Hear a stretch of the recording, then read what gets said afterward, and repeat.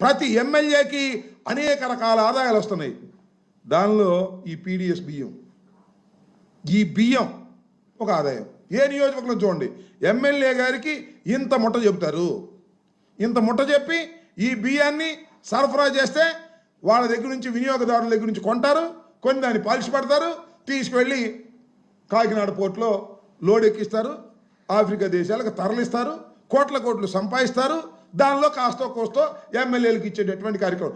ఏ MLA ఈ బియ్యపు డబ్బులు కక్కుర్తి పట్టం లేదో చెప్పమని అడుగుతా ఉన్నా నేను. వైఎస్ఆర్ కాంగ్రెస్ పార్టీ అధికారంలో ఉన్నప్పుడు ఇలా జరగలేదు. ఈ పార్టీ అధికారంలోకి వచ్చిన తర్వాత తెలుగుదేశానికి సంబంధించినటువంటి ఏ ఎమ్మెల్యే ఈ గట్టి కరవటం లేదో చెప్పమంటున్నా.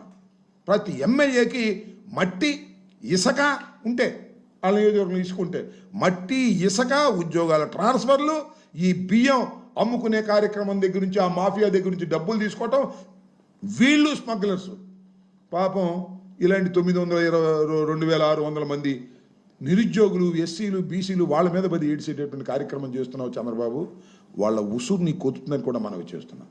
అర్ధంతరంగా పీకేయకూడదు, వాళ్ళకు టైం ఇవ్వు. లేదా 72 మాసాలు అయిపోయిన తర్వాత టేక్ డెసిషన్. వాళ్ళు అలో లక్షణాన్ని రోడ్డు మీద పడ్డ సందర్భాన్ని గుర్తు చేసుకోమని కూడా ఈ సందర్భంగా చెప్తా ఉన్నాను. అంతేకాదు